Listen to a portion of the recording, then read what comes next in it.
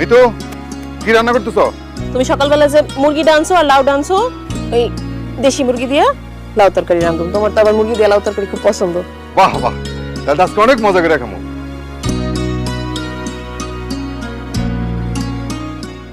ভাইজান কেমন আছো?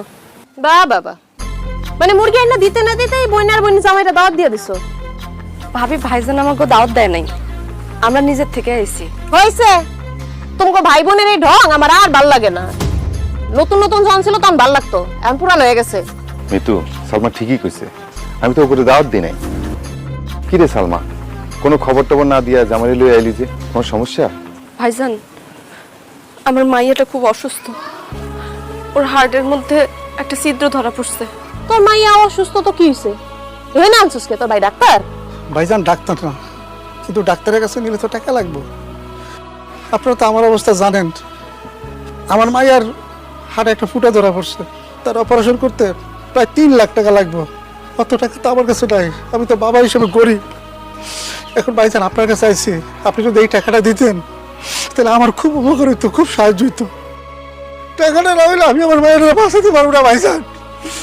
আপনি আমার সাহায্য করেন ভাইজান, আপনি আমার সাহায্য করেন। কি সাহায্য করবো? আপনার কথাবার্তা শুনে তো আমারও অবাক লাগতেছে।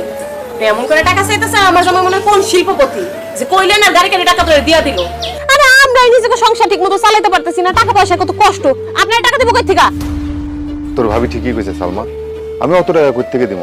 আমার কাছে তো অত টাকা নাই। তোমার কাছে যেহেতু এখন টাকা নেই, তাহলে তুমি একটা কাজ করো, আমার ভাগের যে জমি জমা সম্পত্তি আছে ওগুলা তুমি আমারে বুঝায় দাও। ওগুলা বেচে যে টাকা হইব ওগুলা দিয়ে আমি আমার মাইয়ার চিকিৎসা করামু। ওরে হারামজাদি, এইটা তোর আসল মতলব তাই না? তার মানে তুই তোর মাইয়ার অসুখের বাহানা করে এই বাড়িতে এসেছিস তোর ভাইয়ের জমি হাঁকাইতে? তাই নিমো খারাম, 2 দিন পর পর যে এই বাড়িতে উঠোস, আয়া যে এক গাদা করে খাস কইতে কাহে? হ্যাঁ, 2 দিন পর পর তোর ভাই যে এই জিনিসপাতি পাঠায়, গিফট টিফট পাঠায়, এটি কইতে কাহে? তোর এই ভাগের টাকা থেকে তো আহে। সারাদিন এই বাড়িতে পয়রা থাকে, এই বাড়িটা খায়, আবার এই বাড়ির ভাগ চায়। কত বড় নিমো খারাম! শুন, কান খুললা শুনা রাখ, এই বাড়ির 1 তোলা ভাগ তুই পাবি না। কত বড় সাহস ভাগ লইতেছে! যাই বাড়ি থেকে বাইরে! ভাবি, আমরা আপনার কাছে ভিক্ষা চাইতে আসি নাই, আমরা এসে এখানে তার অধিকার, তার বাপের জমির ভাগ চাইতে। আমরা কি আপনার সম্পত্তির ভাগ চাইতেছি নাকি ভাইজানের সম্পত্তির ভাগ চাইতেছি? ভাইজান আপনি কি লিয়া কথা কইতেছেন না? আমার বউয়ের সম্পত্তির ভাগ ওরে বুঝায় দেন। ভাইজান বিশ্বাস করো, আমি তোমারে বিপদে ফেলতে চাই নাই। যদি আমার মেয়েটা অসুস্থ না হইতো তাহলে ভাইজান আমি সম্পত্তির ভাগ চাইতাম না, বিশ্বাস করো। ভাইজান এখন যেহেতু বিপদে পড়ে গেছি, এখন তো আমার আর কিছু করুন নাই। ভাইজান তুমি আমার সম্পত্তি বুঝাই দাও, আমি ওগুলো বেঁচে আমার মায়েরটা চিকিৎসা করাই। ভাইজান আমার মায়েরটার কিছু হইলে আমি বাঁচব না ভাইজান। ভাইজান তুমি ওর কিছু হইতে দিও না ভাইজান। আব্বার সম্পত্তি কোথায় কতটুকু আছে এটা আমি দলিলপত্র না দেখে কইতে পারবো না। আমার একটু সময় দে, আমি দলিলপত্র দেখে নেই, তারপর তোর ভাগের অংশ তোরে আমি বুঝে দিব। ভোগের মূল্য পাইছো, চাইলে আর দিয়ে দিবা? চুপচাপ থাকবে, কোনো কথা কইবা না। আর তুই খারাপ আছিস কে লেগা? কইছি না বাড়িতে আমি বাইচা থাকতে এই বাড়ির 100টা ভাগও তোর আমি দিমু না। ভালো ভালো কইতেছি, বাইরে নালে কিন্তু একদম ঝাঁটা দিয়া বাইরে বাইর করমু। ভাবি, আপনি সম্পত্তির ভাগ দিবেন না মানে? এই সম্পত্তি হচ্ছে আমার বড় হক, আমার বড় অধিকার। ভালো ভালো কইছি শুনলেন না তো? এই সম্পত্তির জন্য আমি বিচার বসামু, সালিশ বসামু। এই সম্পত্তি কিভাবে আদায় করে নিতে হয় আমরা দেখতে চামু। যা দেখুন দেখুন কি করে, যাই বাড়ি থেকে। চলো।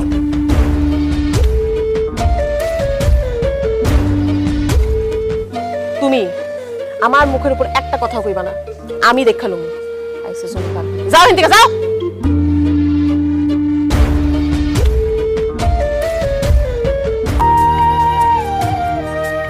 কি ব্যাপার কত? সে বিকাল থেকে দেখতেছি গম্ভীর ভাবে কি জানি চিন্তা করতেছো। কি বিষয়? কি? সালমা ব্যাপারটা নিয়ে ভাবতেছি। আমার আব্বা মরে যাওয়ার সময় কইছিল আমি যেন আমার বোনকে তার হক থেকে বঞ্চিত না করি, আমি যেন তার খোঁজ খবর নেই, আদর যত্ন করি। মরে যাওয়ার সময় আমার আব্বা যে কথাটা কইছিল, ওই কথাটা না আমার কানে বাজতেছে। আমার মনে হয় কি মিতু, সালমাকে তার হক থেকে বঞ্চিত করা আমার ঠিক হইব না। ওরে ডাইকা ওর সম্পত্তির ভাগ করে বুঝাই দিই। আজকে এই কথাটা কইছো, আজকে পরে আর কোনোদিন মুখে আনবা না। বোনের ভাগ বুঝে দিবা মানে কি? হ্যাঁ, এই যে তোমার বোন যখন আসে 15-20 দিন করে থাকে, তুমি রেখা রেখা খাওয়া, আমি কিছু কই? ঈদ আসলে যে কোনো সময় তুমি ছেমাই চিনি থেকে শুরু করে এমন কোন জিনিসটা আছে যে দাও না? কোরবানি ঈদে গরুর অর্ধেকটাই তো উঠায় রাখো বোনের লেগা, সব তো দিয়া দাও। কোনোদিন কিছু কইছি? কোনোদিন তো কিছু কই নাই। তোমার বোনের হক তুমি দাও, ভালো কথা, কিন্তু সয় সম্পত্তির ভাগ তুমি দিতে দিব না। তুমি তো বুঝতেছো না, আজকে আমরা দুজন আছি ভালো কথা, ভবিষ্যতে আমাকে বাচ্চা কাচ্চা হইব। তোমার বাপ মরার পরে তোমার কতটুকু জমি দিয়ে গেছে, এর মধ্যে থেকে যদি তুমি তোমার বোনের দিয়ে দাও তাহলে আমাকে থাকবো কি? আমার পোলাপেনের ভবিষ্যতে থাকবো কি? ভবিষ্যতে যদি ঘর বাড়ি কোনো কিছু তুলতে চাই কোথায় তুলবো কও? বাচ্চা কাচ্চা হইলে কি হইব না হইব এটা হেরে চিন্তা করবো, তাছাড়া সেটা ভবিষ্যতের বিষয়। কিন্তু এখন আমার ভাগ্নিটা অসুস্থ, আর আমার ভাগ্নিটা যদি কিছু হয়ে যায় আমার বোনও বাঁচবো না। আর ভাই হইয়া আমি এটা কেমনে সহ্য করবো তুমি কও? আর আমি যদি এই সময় বোনের পাশে না দাঁড়াই এটা আমার পাপ হইব, এলাকার লোকজন সিসি করবো। শোনো, সবসময় বাইরে থেকে যা দেখা যায় তা সত্যি হয় না। তোমার বোনের মাইয়ারা অসুস্থ লাগতেছে তার মানে এই না যে সত্যি সত্যি সে অসুস্থ। এটি সব তোমার বোনের চাল। তোমার বোন যে কত চালাক এটা তো তুমি জানো না। বাগ্নির অসুস্থতার বাহানা কইরা সয় সম্পত্তি সব নিতে চাইতেছে, আর কিছুই না। না, আমার বোন মিথ্যা কথা কয় নাই। আমার ভাগ্নিটা সত্যি অসুস্থ, তারা দেখি মনে হচ্ছে সে অসুস্থ। কেন তুমি দেখো নাই? অসুস্থ হলে অসুস্থ, সমস্যা কি? ওর বাপ মা আছে না নাকি মরে গেছে? আর বাপ মার চিকিৎসা করবো, তোমার তো মাথা কামানোর দরকার নাই। তুমি যদি আমার কথার বাইরে গিয়া বোনের সয় সম্পত্তির ভাগ দিতে চাও আমি কিন্তু মাইনা নিমুনা কইলাম। আর আমি যদি টের পাই আমি তো তোমার সংসার করবো না। আজকে দিতে চাইছো ভালো কথা, এই কথা মাথা থেকে জায়গা দাও, আজকের পরে কোনোদিন আনবা না। খাওয়ান রেডি করছি, খাইতে আহো।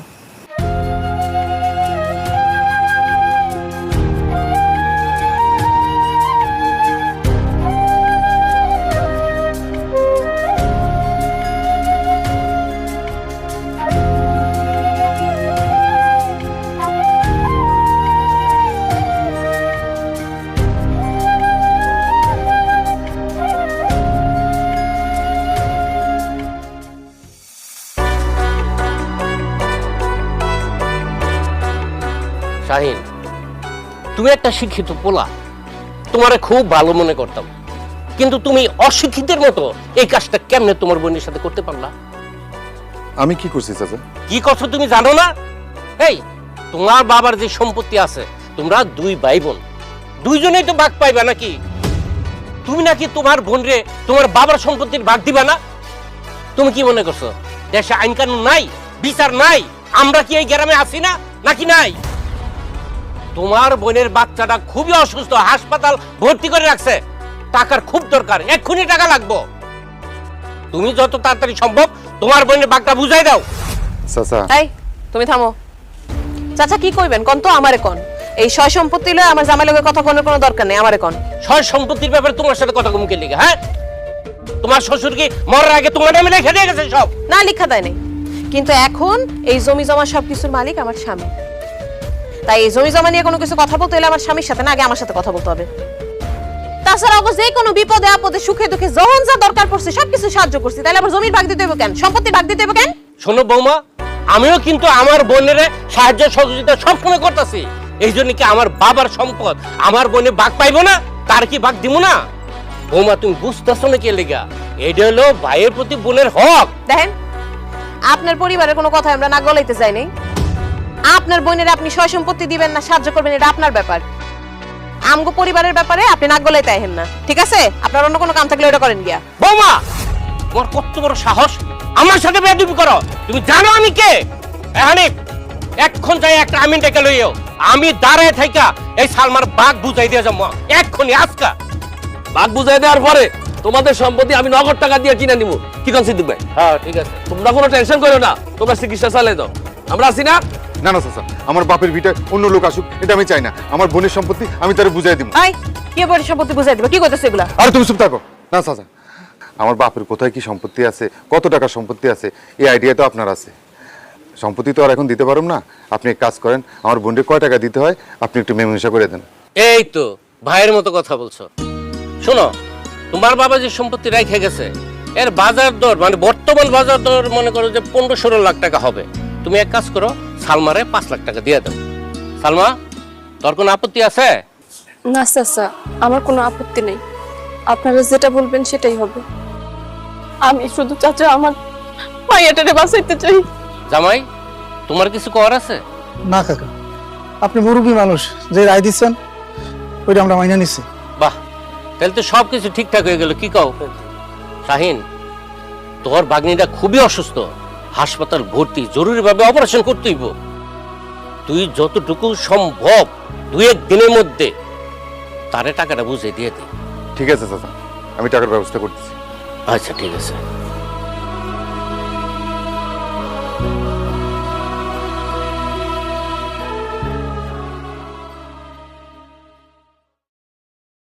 ভাইজান আমগরে খবর দিছো কেন? ঢঙের ঠেলায় বাসে না। খবর দিছ কেন বুঝো না? বাপের বাড়ির জমি বেচা তো টাকা নেওয়ার লেগে অস্থির হয়ে গেছোস। বাড়িতে ভাইয়ের বিরুদ্ধে সালিশ বসাইছোস। এই বাড়ির ভিতরে বাইরের মানুষ আনতে চাইছোস। তোর ভাই টাকা জোগাড় করে আনছে, এগুলো নিয়ে আমাকে উদ্ধার কর। যা বাইরে। আহা, তুমি আমার বোনটার সাথে সবসময় এভাবে কথা বলো কেন? চুপ করা। আমারে কথা বলতে দাও।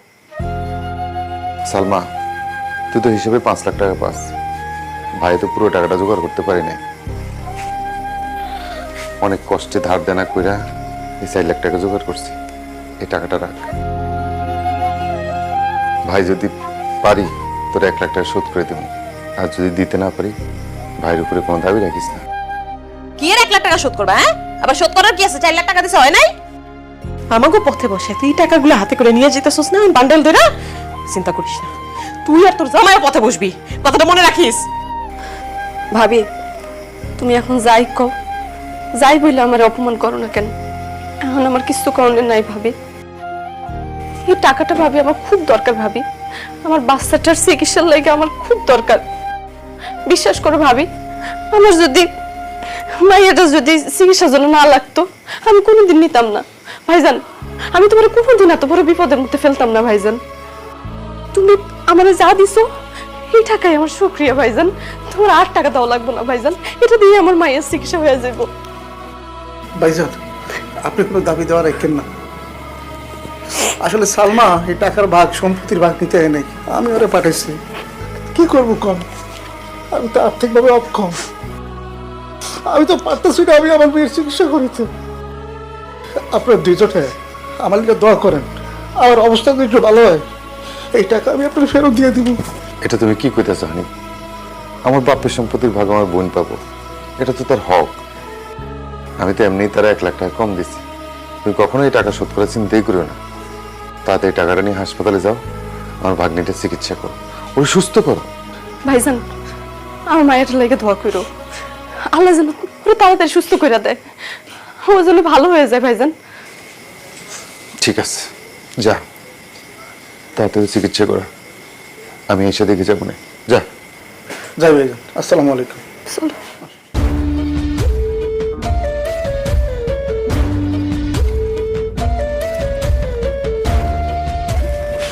তোমার মতো বলদ মানুষ না আমি দুনিয়াতে একটাও দেখিনি।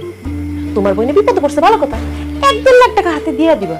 কইতাছে 5 লাখ টাকা তো পাও না, আবার 4 লাখ টাকা দিয়েও দিছে হাতে করে। আচ্ছা, এটা তো আমার বোনের হকের টাকা, আমি কি তার হকের টাকা মাইরে দিবো? তাও তো 1 লাখ টাকা কম দিছি। 1 লাখ টাকা কম দিছি, সাইডটা বান্ডেল লয়ে গেল হাতে করে 4 লাখ টাকার।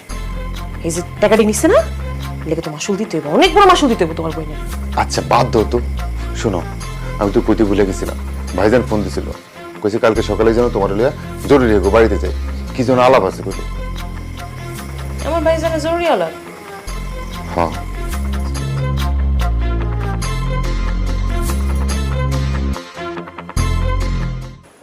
কি ব্যাপার ভাইজান, কত হঠাৎ করে আম করে খবর দিলা, কি হয়েছে?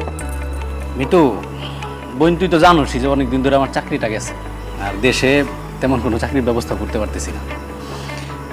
বেকার বৈশা থেকে আসলে সংসারের অবস্থা বুঝতেই পারতেছিস, চালানোই মুশকিল হয়ে গেছে। এই জন্য ভাবতেছিলাম যে বিদেশ চলে যাবো। হরে বোন, আমার এক ভাই সৌদিতে থাকে, ভালো ইনকামও করে, আর একটা ভালো ভিসাও পাইছে। তাই তোমার ভাইরে আমি জোর করে কইতাছি যে বিদেশ চলে যেতে। ও ভাইজান বিদেশ যাবা? হ হ। খুব ভালো খবর। তোকে এই খবর দেওয়ার লাগে আমগো টাকাইছিলা? না রে বোন, অন্য একটা কারণ আছে। বিদেশ যাইতে তো আসলে অনেক টাকার দরকার, না হইলেও 5-7 লাখ টাকার দরকার। অত টাকা তো আমার কাছে নাই। সেই জন্যই আমি চাইছি যে জমিটা বিক্রি করে বিদেশ যাব। কিন্তু আমি চাইলেই তো আর জমি বিক্রি করতে পারুম না, কারণ জমিতে তো তোরও ভাগ আছে। এই জন্য তোর একটু আগে থেকে জানাই রাখলাম, আমার জমিটা বিক্রি হইলে তুই রেজিস্ট্রি অফিসে আইসা একটা সাইন দিয়ে যাস, কারণ তোর সই ছাড়া তো রেজিস্ট্রি হবে না, আর আমি জমিটা বিক্রি করতে পারুম না। ভাইজান আপনি বিদেশ যাবেন, খুব ভালো সিদ্ধান্ত নিয়েছেন। আসলে দেশে থেকে কোনো লাভ নাই। আর জমি বেচার ব্যাপারে যেদিন রেজিস্ট্রি করতে দেবো আপনি আমার জানান, আমি মিত্র নিয়ে রেজিস্ট্রি অফিসে আসবো, ও সই দিয়ে দিব, কোনো সমস্যা নেই। তোমার সমস্যা না থাকতে পারে, আমার তো আছে। ভাইজান, আব্বা মারা যাবার পরে এই সয় সম্পত্তির মালিক তুমি আর আমি। তুমি বিদেশ যাওয়ার লেগে তোমার ভাগের সম্পত্তিটুকু বিক্রি করবে, তাতে আমার কোনো আপত্তি নাই। কিন্তু তোমার সয় সম্পত্তি বিক্রি করার আগে আমার যে ভাগটুকু আছে এটা আমার বুঝাই দিতে হবে। এটা তুমি কি বলে মিতু? তুমি তোর ভাইয়ের কাছ থেকে সম্পত্তি ভাগ নিবা? তাহলে আমার বোন। চুপ থাকো। আমরা ভাই বোন কথা কইতেছি না, এনে কথা কইতেছো কেন? আমারটা আমি বুঝে লবো। কি কইলাম ভাইজান, বুঝতে পারছো? তুমি জমি বিক্রি করার আগে আমার ভাগটুকু আমার বুঝাই দিও। বোন রে, তুই তোর বাপের সম্পত্তি পাবি, ঠিক আছে। তোর ভাই বিদেশ গিয়া 3-4 বছর থাইকা আসুক, তারপর তোর ভাই বিদেশ থেকে ফিরত আইলে তুই যে পরিমাণ জমি পাবি সেই পরিমাণ তোর টাকা দিয়ে দিবি। ভাবি, এইসব কথা না এখন মানায় না। মানে এখনকার যুগে মানুষের জীবন কখন থাকে থাকে না কইতে পারি না। তো ধরো বাইরের যদি বিদেশ যাওয়ার পরে কিছু হয়ে যেতে, এই জমির ভাগ আমি কার থেকে নিব? তাছাড়া আমারও তো একটা সংসার আছে, তাই না? আমি তো এতদিন অপেক্ষা করতে পারুম না। ভাইজান বিদেশ যাওয়ার আগে আমার ভাগটুকু আমার বুঝাই দিলে তারপরে সে বিক্রি করুক না করুক এটা তার ব্যাপার, সমস্যা নেই। বোন রে, তুই আমার উপর একটু বিশ্বাস রাখ। আর এখন যদি আমি তোর সম্পত্তির ভাগটা দিতে যাই, তাহলে আমি ভিসার টাকাটা ম্যানেজ করতে পারবো না। আমি বিদেশ যাইয়া 2-3 বছরের মধ্যে তোর সম্পত্তির ভাগ, টাকা পয়সা আমি সবকিছু তোর একদম ঠিকঠাক বুঝাই দেবো। আমারে মাফ করো ভাইজান, তোমারটা তুমি বুঝতেছো, আমারটা তো আমার বুঝন লাগবে, তাই না? তুমি আমারে আমার ভাগটুকু না বুঝে দেওয়া পর্যন্ত তুমি জমি বিক্রি করতে পারবা না। এই তোর আপন ভাই না, আপন মায়ের বেটে ভাই না, তুমি এভাবে কথা বলতেছো কেন? ভাইজান জমি বিক্রি করে বিদেশ যাইতে চাইতেছে, তারে বিদেশ যাইতে দাও, জমি বিক্রিটা করতে দাও। ভাইজান যদি বিদেশ থেকে আসে, তুমি শুধু জমির ভাগ কেন, আরো অনেক কিছু পাইবা, বুঝতেছো না কেন? আমার অনেক কিছুর দরকার নেই তো। আমার যেটা প্রাপ্য, যেটা আমার অধিকার, আমার বাপের সম্পত্তির যে ভাগটুকু আমার অধিকার আছে ওইটুকু পাইলেই হইলো। তুই আমার উপরে ভরসা রাখ, আমার উপরে বিশ্বাস রাখ। আমি তোর একটা টাকাও মেরে খাবো না। তোর যেই সম্পত্তির ভাগ আছে আমি তোর একদম ঠিকঠাক বুঝাই দেবো। খালি আমার 2-3টা বছর সময় দরকার, আমার একটু সোজা হয়ে দাঁড়াইতে দে। বোন রে, মাত্র 2টা বছর সময় দে। 2টা বছর সময় দিলে তোর ভাই কিছু না কিছু করতে পারবো, আমরা একটু মাথা তুলে দাঁড়াতে পারবো। আমি তোমার সময় দিতে পারুম না ভাইজান। তুমি তোমার ভাগের জমি বিক্রি করবা, কোনো সমস্যা নেই, কইরো। আমার ভাগেরটুকু আমার বুঝাই দিয়া তারপরে তোমার বিক্রি করতে হইব। এর আগে যদি তুমি তোমার সম্পত্তি আমার ভাগ না বুঝাই দিয়া বিক্রি করতে চাও, আমি কিন্তু দুজনের নামে কেস করে দেব। এখন তোমাকে 7 দিন সময় দিলাম, চিন্তা ভাবনা করো, ব্যবস্থা করো, কইরা 7 দিন পর আমার জানাই দিও, ঠিক আছে? চলো চলো।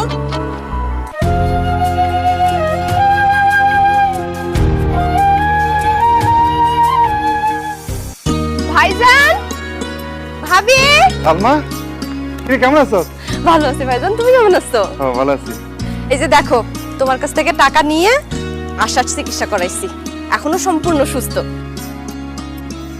সুস্থ হয়ে মামার সাথে দেখা করার জন্য পাগল হয়ে গেছে, এই জন্য তোমার সাথে দেখা করানোর লাগে নিয়ে আসি। আলহামদুলিল্লাহ, আমার মা সুস্থ হয়ে গেছে, ভালো লাগছে, আল্লাহর কাছে লাগছে। তুই এই বাড়িতে এসেছিস কেন? এটা কেমন কথা কও ভাবি? আমার বাপের বাড়িতে আমি আসুম না? এটা তোর বাপের বাড়ি আসিল, এখন আর এটা তোর বাপের বাড়ি না। তুই এই বাড়ির কেউ না। কেন ভাবি? আমি এই বাড়ির কেউ না কেন? কারণ তুই তোর ভাইয়ের কাছ থেকে সমস্ত সম্পত্তির ভাগ নিয়ে গেছিস। সম্পত্তির ভাগ যখন নিয়ে গেছিস, এই বাড়িতে আর তোর কোনো অধিকার নাই। তোর যত হক ছিল, যত অধিকার ছিল, সম্পত্তির ভাগ নেওয়ার সাথে সাথে সব শেষ। আর কখনো আমার এই বাড়িতে আবি না। তোর মাইয়ারে নিয়ে তাড়াতাড়ি বাইরে হ। এটা তুমি কেমন কথা বলতেছো? আমার বোন সম্পত্তি ভাগ নিছে বলে সে কি এই বাড়িতে আইবো না? এটা তার বাপের বাড়ি, তার অধিকার এই বাড়িতে সবসময় আছে। কিসের বোনের অধিকার থাকবে? ও যদি তোমার বোনই হইতো, ও যদি তোমার নিজের ভাই মনে করতো, এই বাপের বাড়ির থেকে, সম্পত্তির থেকে ও এভাবে ভাগ নিয়ে যেত না। এই সম্পত্তির ভাগ নিয়ে আবার এই বাড়িতে কোন মুখে আইছিস? হ্যাঁ, লজ্জা করে না তোর? আমি বিপদে পড়ে সম্পত্তির ভাগ নিচ্ছি। ভাবি, এটা আমার বাপের বাড়ি, তুমি আমার বাপের বাড়ি থেকে আলাদা করে দিও না। আমার ভাইজানের কাছ থেকে আমার আলাদা করে দিও না ভাবি। আমি ভাইজানরা ছাড়া থাকতে পারুম না ভাবি। এখানে আমার জন্ম, এখানে আমার অনেক স্মৃতি, বাবা মার কবর এখানে। আমি এখানে না এসে তো থাকতে পারুম না ভাবি। তুমি আমার আলাদা করে দিও না ভাবি। এত কিছু আছে আপনার মাথায়? তো এত কিছু যখন আছে, তাহলে সম্পত্তির ভাগ নিছিলি কেন? সম্পত্তির ভাগ নিয়ে এখন মায়া দেখাইতে আসছিস না? তোর মাইয়ারে নিয়ে এখন এই মুহূর্তে আমার বাড়ি থেকে যা। যদি না যাস, ঝাড়ু দিয়া বাইরে বের করবো। ভাইজান, তুমি চুপ করে আইছো কেন? তুমি কিছু কও। আমি এই বাড়িতে না এসে কেমনে থাকুম? তোমার না দেখে কেমনে থাকুম ভাইজান? সে বললে হলো নাকি? এটা তোর বাবার বাড়ি, তো যখন খুশি তুই এই বাড়িতে থাকবি, আসবি। মিতু, আমার বোন সম্পত্তির ভাগ নিছে বলে তার কি হক শেষ হয়ে গেছে? ভাইয়ের কাছে বোনের হক কখনোই শেষ হয় না। আমার বোন এই বাড়িতে সবসময় আইব। আয় সালমা, তুই ঘরে আয়। খবরদার, তুমি যদি ওরে বাড়ির ভিতরে ঢুকো, আমি কিন্তু তোমার লগে সংসার করব না। আমি এখন এই মুহূর্তে তোমার তালাক দিয়ে যামুগা। সে সম্পত্তির ভাগ নিয়ে গেছে, তার মানে তার সাথে তোমার কোনো সম্পর্ক নাই। তার ভাইয়ের প্রতি তার যত হক আছিল সব হক শেষ। এত কিছুর পরে যদি তুমি ওরে এই বাড়িতে ঢুকাও, তাহলে আমি কইলাম সোজা আমার বাপের বাড়ি চলে যাবো। কারণ তুমি সিদ্ধান্ত নাও, তুমি কি চাও? তুমি আমার সাথে সংসার করবে নাকি তোমার বোনের এই বাড়িতে ঢুকতে দিবা?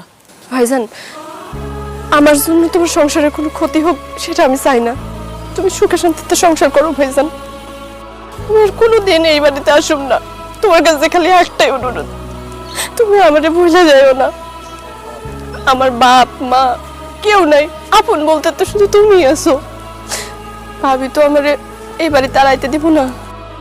তুমি একটু মাঝে মধ্যে আমার ওই বাড়িতে গিয়ে দেখে আইসো। আমি তোমার কাছে আর কিচ্ছু চাই না ভাইজান, আর কিচ্ছু চাই না। আচ্ছা সালমা, আমার কথা শুনে যা বোন। আমার বোন সম্পত্তির ভাগ নিছে দেখা তুমি তারে আজকে বাড়িতে ঢুকতে দাও নাই। কাজটা তুমি ঠিক করছো মিতু? একদম ঠিক করছি। ঠিক করি নাই কেন? বাপের সম্পত্তির ভাগটা যখন নিয়ে গেছে, ওই টাকার সাথে সাথে নিজের সম্পর্কও বেঁচে দিছে, নিজের অধিকারও বেঁচে দিছে, বোনের হকও বেঁচে দিছে।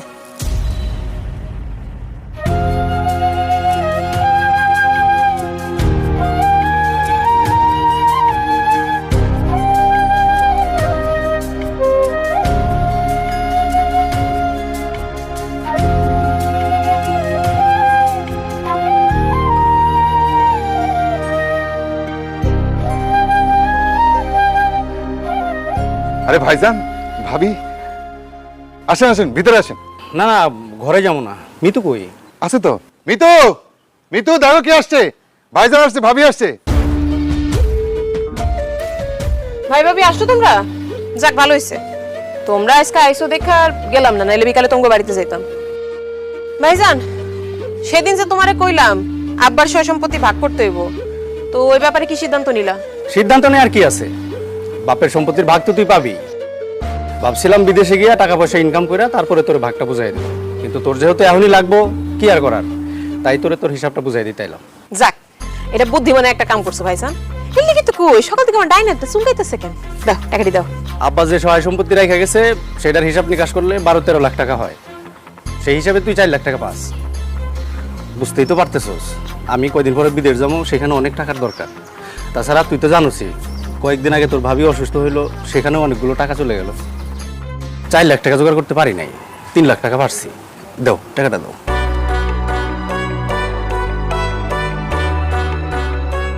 বোন, 4 লাখ টাকার মধ্যে এখানে 3 লাখ টাকা আছে, এটা রাখ। আর 1 লাখ টাকা তুই আমার মাফ করে দেবেন। ভাইজান, আপনি বড় ভাই, আপনি মাপ চাইবেন কেন? আপনি খুশি হয়ে যা দিচ্ছেন তাতে আমরা খুশি। আমরা আর কোনো দাবি দেওয়া নাই। তুমি চুপ করো। দাবি দেওয়া নেই কইতে আছে, আমার আছে। শোনো ভাইজান, তুমি নিজের মুখে কইলা 4 লাখ টাকা, কারণ আমি যদি জমি মাপতে যাই দেখা যাবে আমি 5-6 লাখ টাকার বেশি পাবো। তুমি বড় ভাই, তুমি কইছো 4 লাখ টাকা, ভালো কথা। 4 লাখ টাকা তো পুরোটা দিতে হইব, আমি তো 1 টাকাও কম নিব না। এটা তোমার কেমন বই? 1 লাখ টাকা কম নিতে চাইতেছে না? শোন, তোর 1 লাখ টাকা কম নেওয়া লাগবে না। আমার জামাই যখন বিদেশ দেবো, বিদেশ দেওয়া যখন টাকা পাঠাইবো, তখন আমি নিজেই তোর 1 লাখ টাকা দিয়ে যাবো। ভাবি, এইসব কথা না আমি খুব ভালো বুঝি। ভাই একবার বিদেশ গেলে গা, এই 1 লাখ টাকা তো দূরের কথা, তোমার খোঁজ খবরই পামু না। সয় সম্পত্তি তো পরের জিনিস, বাকির নাম ফাঁকি, বুঝছো? ওই যে 1 লাখ টাকা বাকি আছে, ওটা পুরোটা আমার এখনই দিতে হইব। তা নইলে ভাইজান কইলাম, বাপের সয় সম্পত্তি কিন্তু কিছু বিক্রি করতে পারবা না। মিতু, সে তোমার আপন ভাই, তোমার রক্ত। ভাইজান যা দিছে তাতে আমাদের সন্তুষ্ট থাকা উচিত। তুমি কিন্তু বেশি বাড়াবাড়ি করতেছো। এটা আমাগো ভাই বোনের ব্যাপার, এর মধ্যে তুমি কোনো কথা কইবা না। কি হলো ভাইজান, খারাপ আছো কেন? দাও বাকি 1 লাখ টাকা দাও। বোন রে, এত প্রেশার এখন দিস না। আমি তো তোরে কইলামই, অনেক কষ্ট করে এই টাকাটা জোগাড় করছি। এখন আমার আর প্রেশার দিস না, আমি আর টাকা জোগাড় করতে পারবো না। তুমি কইতেছো তোমার কাছে টাকা নাই, এদিকে আমি দেখতেছি তোমার বউয়ের গা ভর্তি গয়না। টাকা যেহেতু নাই, নগদ সমস্যা নাই তো, বাবির গায়ের গয়নাগুলো খুলে দাও, তাইলে তো হয়। সি সি সি মিতু, তুই এত খারাপ? সামান্য 1 লাখ টাকা লাগে তুই আমার গায়ের গয়নাগাটি খুলে নিবি? আমি এই গয়নাগাটি দিতে পারবো না। ঠিক আছে, দিও না, ভালো কথা। আমিও তাহলে তোমাকে সয় সম্পত্তি বিক্রি করতে দিব না আমার বাপের। আমি সুন্দর মতো কেস করে দেবো, তখন কি করবা? না না, তুই মামলার কথা কইস না।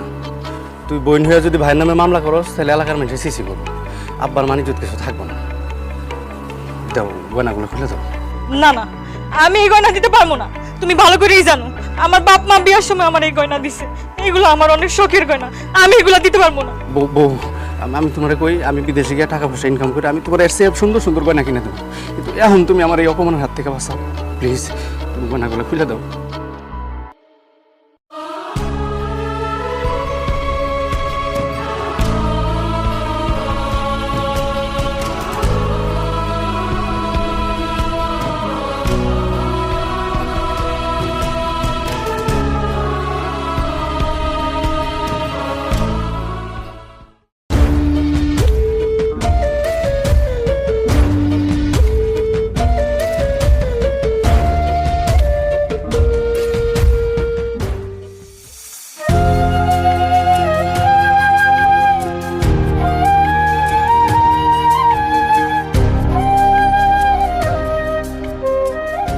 কি ব্যাপার সালমা, এত রাত করে তুমি বাড়ির বাইরে বসে রয়েছো মন খারাপ করে? চলো চলো তো, অনেক রাত দিছে, ঘরে যাবো, ঘুমাবো, আসো। আমার ঘুম আসে না, আমার খালি বুক ফাইটা কান্দন আসতেছে, ইচ্ছা করতেছে গলা ফাটায় কান্দি।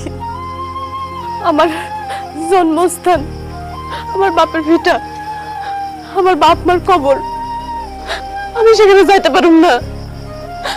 আমি এটা কোনোভাবে মানতে পারতেছি না। আমার ভাই আজকে থেকে আমার কাছ থেকে আলাদা হয়ে গেল।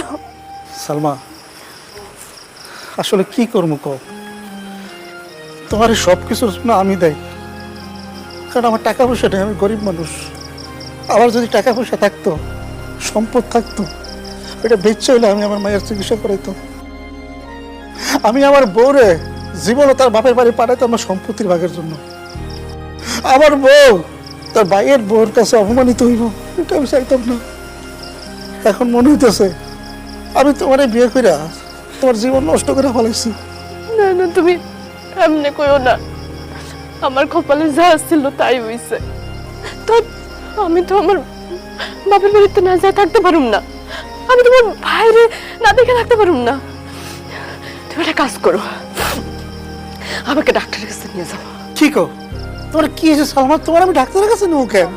আমার কিছু হয় নাই, তুমি আমারে হাসপাতালে লও, আমি আমার কিডনি বেচে দিব।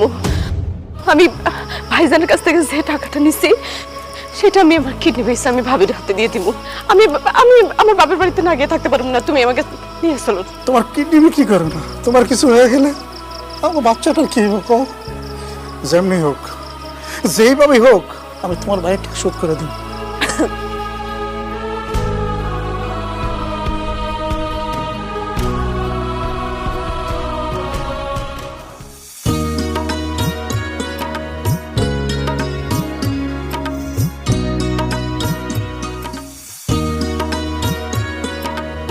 ভাবি কেমন আছো? ভালো আছি। তুই কে? তোর তো চিনতে পারতাছি না। কি কও ভাবি, তোমার কি স্মৃতিশক্তি নষ্ট হয়ে গেছে? তুমি আমারই চিনতে পারতেছো না? না, তোরে চিনতে পারতাছি না। তুই কে? পরিচয় দে। এই কি আর পরিচয় দিবি? বুঝতে পারছি অনেকদিন পরে এসেছি তো, মজা করতেছো না? তুই কি আমার বেআইন লাগোস যে আমি তোর লাগে মস্করা করতাছি? আমি সত্যিই তোরে চিনতে পারতাছি না। তুই কে? পরিচয় দে। ভাবি, আমার তো মনে হচ্ছে আপনি সত্যি সত্যি মজা করতেছেন। এটা আলমগীর ভাইয়ের বোন, আপনার ননদ। ও আচ্ছা, আলমগীরের বোন। আমি তো চিনতে পারতাছি না। আলমগীরের ডাক দেই, দেখি সে চিনতে পারে কিনা। কই গো, এদিকে আসো তো। কি ব্যাপার, টাকাটাকি করতেছো কেন? হ্যাঁ নাকি কইতাছে হ্যাঁ তোমার বোন। দেখো তুমি চিনতে পারো কিনা। আমি তো চিনতে পারতাছি না। না তো, আমিও তো চিনতে পারতেছি না। এই কে তুই? এই বাড়িতে কেন আইছস? আমি তো কিছুই বুঝতে পারতেছি না। তোমরা আমার না চিনার ভান করতেছো কেন? কি হয়েছে? ভাইজান, আমি তো তোমার বোন। এইভাবে কথা কইতেছো কেন? এইভাবে কথা কই না তো। আমার বোন ছিল, কিন্তু এখন আমার কোনো বোন নাই, আমার বোন মরে গেছে। কি কইতেছো ভাইজান? তোমার ফোন মরে গেছে মানে? তোমার বোন মরে গেলে আমি কে? আমি কেমনি তোমার সামনে খাড়ায় আছি? তুই জোর করে আব্বার ভাগের সম্পত্তির ভাগ নিছস। এরপরে আমি বহুত কষ্ট করে 3 লাখ টাকা জোগাড় করছি, তুই 4 লাখ টাকা, 1 লাখ টাকার জন্য তুই আমার বউয়ের কাছ থেকে স্বর্ণ গয়না খুলে নিছস। তোর কারণে আমি বিদেশ যাইতে পারি নাই, আমি বেকার বাড়িতে বসে রইছি, আমি আমার সংসারের ঠিক মতো দেখভাল করতে পারি না। এত কিছুর পরেও তুই কি করে ভাবলি যে তোর বোন হিসাবে আমি পরিচয় দিব? ভাইজান, তুমি এগুলো কি কইতেছো? আমার বাপের সয় সম্পত্তিতে আমার হক আছে, আমি আমার হক আদায় করছি, আমার অধিকার। এই জন্য তুমি আর ভাবি মিলে আমার বাড়ি থেকে বের করে দিবা? আমার জামাইয়ের সামনে আমার এভাবে অপমান করবা? অবশ্যই তোর এই বাড়ি থেকে বাই করে দেব। তুই তোর বাপের সম্পত্তির ভাগ নিয়ে গেছিস। তোর এই বাড়িতে কোনো অধিকার নাই, তোর এই বাড়িতে কোনো হক নাই। খবরদার, তুই তোর জামাই নিয়ে এই বাড়িতে আর কোনোদিনও আসবি না। যা বাইরে যা। ভাবি, সম্পত্তির ভাগ নিলে আপনার ননদ দিচ্ছে, আমি তো নেই নাই। আপনি আমাকে কেন অপমান করতেছেন বলেন তো? অপমানে দেখছেন কি? আপনি আপনার বড়ি নিয়ে এক্ষুনি বাইরে যান, না হলে ঘাট ধরে দুজনে বাই করে দেব। শুনছো তোমার ভাবি কি কইছে? সে নাকি আমার ঘাড় ধাক্কা দিয়ে বাড়ি করে দিব। এত অপমানে বড় এখানে দাঁড়িয়ে থাকবা? কইলেই হলো ঘাট ধাক্কা দিয়ে বের করে দিব? দেহি বের করে তো ঘাট ধাক্কা দিয়া হাত থেকে মোড়ায় ভাঙ্গালাম না। এটা আমার বাপের বাড়ি, এনে আমার হক আছে, অধিকার আছে। আমি মরার আগ পর্যন্ত এই বাড়িতে আমু থাকুম খামু, দেখি কি করতে পারো। সব কিছুর নাটের গুরু তুমি। তুমি আমার ভাইরে এই সমস্ত কুপরামর্শ দিয়ে আমার ভাইয়ের মাথাটা খাইছো, তাই না? যত সব ফালতু কথা কইছো, একেবারে ফালতু কথা কইবা না, কইলে কিন্তু তোমার ঘাট ধাক্কা দিয়ে বাড়ি থেকে বের করে দিয়ে আমার ভাইরে আরেকটা বিয়া করাই দিবি। কি তোর এত বড় সাহস? একে তো জোর করে সম্পত্তির ভাগ নিছিস, তার উপরে আমার জামাই আমার কাছ থেকে কাইরে নিতে চাস? আমার সংসারে সতী নেই না, আমার সংসার ধরে সার্কা করতে চাস? এই, তুমি কি কিছু কইবা নাকি দেখো তোমার বোনকে আমি কি করি? এক সময় তো আমার বোন ছিল, আর সে আমার বোন জামাই। আমি তো তাকে কিছু কইতে পারি না। তোমার যা ইচ্ছা তুমি করো, যেমনি পার বাড়ি থেকে বের করে দাও। এই বাইরে।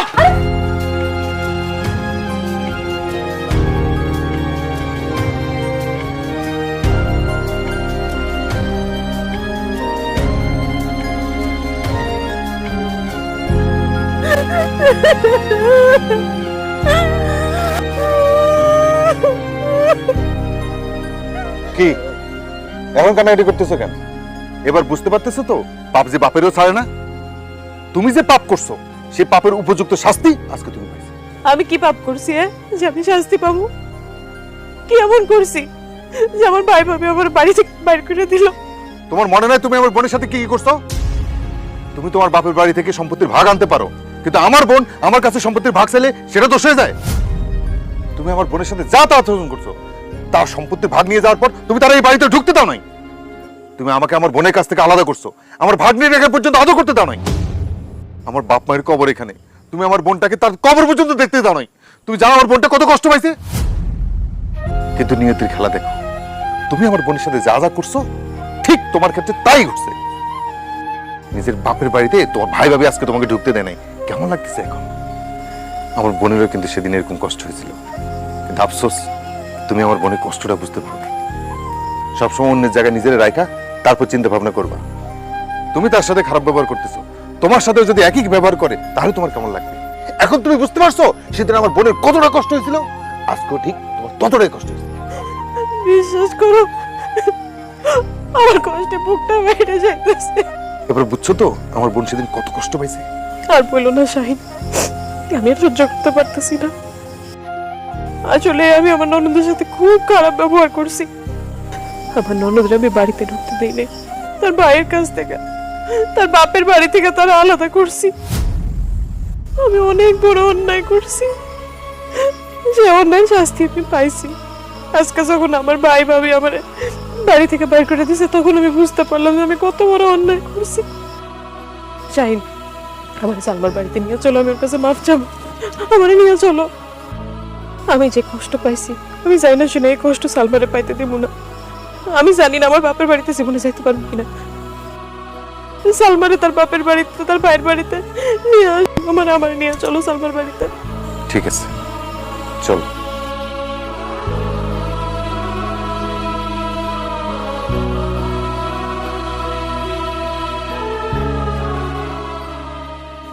ভাইজান, ভাবি তুমি আমার বাড়িতে আইছো, আমার যে কি খুশি লাগতেছে। এই কই তুমি? দেখা যাও, ভাইজানের ভাবি আইছে। আমার যে কি খুশি লাগতেছে, আমি বুঝাইতে পারবো না। আসসালামু আলাইকুম। আরে ভাই ভাবি আপনারা আমগো বাড়িতে? আরে বাইরে খাড়া করে রাখছো কি লিগা? ভাই ভাবি আইন ঘরের ভিতরে আইন। আরে আমি নিয়ে যেতেছি, তুমি একটা কাজ করো তো, তুমি জলদি জলদি বাজারে যাও। বাজারে যে মাছ মাংস যা পাবা সব লয়ে আইবা। আমি আমার ভাইজান আর ভাবিরা নিজ হাতে রান্না করে খাওয়ামু। ঠিক আছে, তুমি ঘরের মধ্যে বসো, আমি আইতাছি। দাঁড়ান ভাইজান। সালমা, আমি আজকে তোমার বাড়িতে খাইতে আসিনি, আমি আসি ক্ষমা চাইতে। ক্ষমা চাইতে আইছো? কার কাছে ভাবি? তোমার কাছে ক্ষমা চাইতে আসছি সালমা। তোমার বাপের বাড়ির সম্পত্তিতে তোমার হক আছে, অধিকার। তুমি সেই অধিকার চাওয়ায় আমি তোমার সাথে অনেক খারাপ ব্যবহার করছি, তোমার বাপের বাড়িতে যাইতে দিই নাই, তোমার বাইরে থেকে আলাদা করছি, এমনকি তোমার বাবা মার কবরটা পর্যন্ত আমি দেখতে দিই নাই। আমার মাফ করে দিই। আমি অনেক বড় পাপ করছি, অন্যায় করছি। আজকে যখন আমার সাথে একই ঘটনা ঘটছে, তখন গিয়ে বুঝতে পারছি যে কত বড় ভুল করছি। জানো বোন, আমার ভাই ভাবিও আমার বাপের বাড়িতে যাইতে দেয় নাই, আমার ঘাট ধাক্কা দিয়ে বাইর করে দিচ্ছে। আমি তারই শাস্তি পাইছি। তুমি আমার মাফ করে দাও বোন। তুমি আমার মাফ না করলে উপরওয়ালা আমার কোনোদিন মাফ করবে না, আমি শান্তি পাবো না। সিসি ভাবি, আপনি আমার বড় ভাইয়ের বউ, আপনি আমার মুরব্বী, আপনি আমার কাছে ক্ষমা চাইলে আমার তো পাপ হইব ভাবি। আপনার উপর আমার কোনো রাগ অভিমান কিছু নাই ভাবি। আপনি যে আপনার ভুল বুঝতে পারছেন, এতেই আমি খুশি। আমার মনে যত দুঃখ কষ্ট আসছিল আজকে সব শেষ হয়ে গেছে ভাবি। শুধু একটা কথা দাও ভাবি, আজকের পর থেকে আর আমারে আলাদা করে দিবা না, আমরা সবাই একসাথে মিলেমিশে থাকবো। হরে বোন, আমি তোর কথা দিতেছি, এখন থেকে তোর ভাবি আর কোনোদিন তোকে আমাদের বাড়িতে যাওয়া নিয়ে কোনো খোঁটা দিব না। তো যখন খুশি তুই বাড়িতে যাবি, যতদিন খুশি থাকবি। আমার যদি সাধ্য আছে তোর আমি তাই খাওয়াবো। আর একটা জিনিস মনে রাখিস, বোনের হক ভাইয়ের প্রতি কখনোই শেষ হয় না। কি আমি কি ঠিক বলছি? ঠিক বলছো। সালমা, ভাইজানরে বাজারে পাঠাতে চাইছিল না? কোনো দরকার নেই। আজকা তুমি আমগো বাড়িতে না, আমগো বাড়িতে না, তোমার বাপের বাড়িতে চলো। আমরা সবাই মিলে ওই বাড়িতে যাবো। তোমার ভাই বাজার করবো, আমরা সবাই মিলে আনন্দ করবো।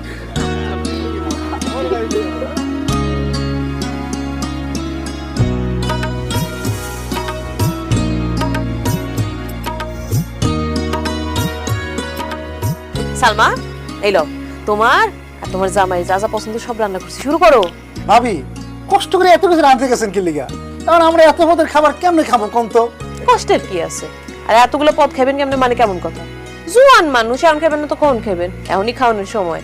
আস্তে আস্তে খাইবেন, ধৈর্য নিয়ে খাইবেন, সময় আছে। তাহলে দেন বিসমিল্লাহ শুরু করি। হ্যাঁ, আস্তে আস্তে। ভাইজান আপনার আবার কি হলো? আমার ভাগ্নি কই? আশা কই? আশায় ডাক দাও, আশা খাইবো না? আরে ভাইজান কি যে কও, ও কি এত রাত পর্যন্ত জায়গা থাকে? আমি সেই কখন খাওয়াই দিয়েছি, ও ঘুমায়ও গেছে। আচ্ছা ঠিক আছে, এবার শুরু করো। আমার ভাগ্নি যেহেতু খাইছে আর কোনো সমস্যা নাই, দাও শুরু করো। কিরে মিতু, তোরা নিজেরাই খাবি, ভাই ভাবির কথা ভুলে গেলি, দাওয়াত দিলি না যে? তোমাকে কি দাওয়াত দেবো ভাইজান? তোমরা তো নিজেরাই আমার লোকের কোনো সম্পর্ক রাখো নাই। আমার বাপের ভিটা বাড়ির ভাগ আমি নিছি বইলা তোমরা দুইজনে মিলে আমার জামাইয়ের সামনে আমার অপমান করছো, আমার জামাই সহ আমার বাড়ি থেকে বাইর করে দিছো। আমি খুব কষ্ট পাইছি ভাইজান, বিশ্বাস করো। ওই দিনের কষ্টের কথা আমি জীবনে ভুলুম না। অবশ্য আমিও পাপ করছিলাম, সে পাপের শাস্তিও আমি পাইছি। তাই তোমার আমার কোনো রাগ নাই। তোমরা আইসো, খুব ভালো হয়েছে ভাইজান। তুমি যে আমার 3 লাখ টাকা দিচ্ছি না, ওই 3 লাখ টাকার ভাবির যে গয়নাগুলো আমি রেখে দিচ্ছি, ওগুলো সব আমি তোমাকে ফেরত দিয়ে দিন। আমি বুঝছি টাকা পয়সার থেকে রক্তের সম্পর্ক, ভাই বোনের সম্পর্ক অনেক বড়। আমার টাকা পয়সা সম্পত্তি কিচ্ছু লাগবো না। আমার ভাই ভাবির আদর পাইলেই হইব, দোয়া পাইলেই হইব। তোমরা আমার মাফ করে দিও। আরে আমার কাছে তোর মাফ চাইতে দেবো না, আমরা এমনি তোরে মাফ করে দিছি। আর তাছাড়া আমরা তো তোর উপর রাগই করি নাই। কি দুলা ভাই, বুদ্ধি মনে হয় কাজে লেগে গেছে। কি বুদ্ধি ভাবি? তোমার ভাই ভাবি তোমার ইচ্ছে করে খারাপ ব্যবহার করে নাই, তোমার ঘর থেকে বেরও করে দিতে চাই না। আমি ভাই ভাবিরে শিখাই দিছি যেন তুমি ওই বাড়িতে গেলে তোমার আর আমার ঘাড় ধাক্কা দিয়ে বাড়ি থেকে বের করে দেয়। তোমার বাপের বাড়ি থেকে তোমার বাইর করে দিলে তুমি যে আমার বোনের সাথে অন্যায় করছো, ভুল করছো, তা যেন তুমি বুঝতে পারো। শোনো, বোনের হক ভাইয়ের কাছে কখনোই শেষ হয় না। আর এই জিনিসটা বোঝানোর জন্যই ভাইজানরা আমি অনুরোধ করছি তোমার সাথে এই আচরণ করতে। ভাই ভাইয়ের কোনো দোষ নাই, তারা যা করছে আমার কথাতেই করছে। তুমি তাদের উপর রাগ রাখো না। তুমি একদম ঠিক কাজ করছো। তুমি যদি এই কাজটা না করতা, আর ভাই ভাবি যদি তোমার সঙ্গ দিয়ে আমার সাথে এই আচরণটা না করতো, আমি জীবনে আমার ভুলটা বুঝতে পারতাম না। কিন্তু আমি কথা দিতেছি, আজকের থেকে আমরা সবাই মিলেমিশে থাকুক, এক লগে থাকুক, সম্পত্তি ভাগাভাগি এই সমস্ত কথাবার্তা আর কোনোদিন মাথায় আনব না। সবাই একলগে সুখে শান্তিতে থাকো। ভাইজান বসো, আমরা সবাই একলগে মিলামিশে খামো। ভাবি তুমি আসো তো, তুমি আমার পাশে বসো। ভাইজান তুমি চেয়ারটা টান দিয়ে নিয়ে আসো, আমি তোমার খাওন বাড়ি।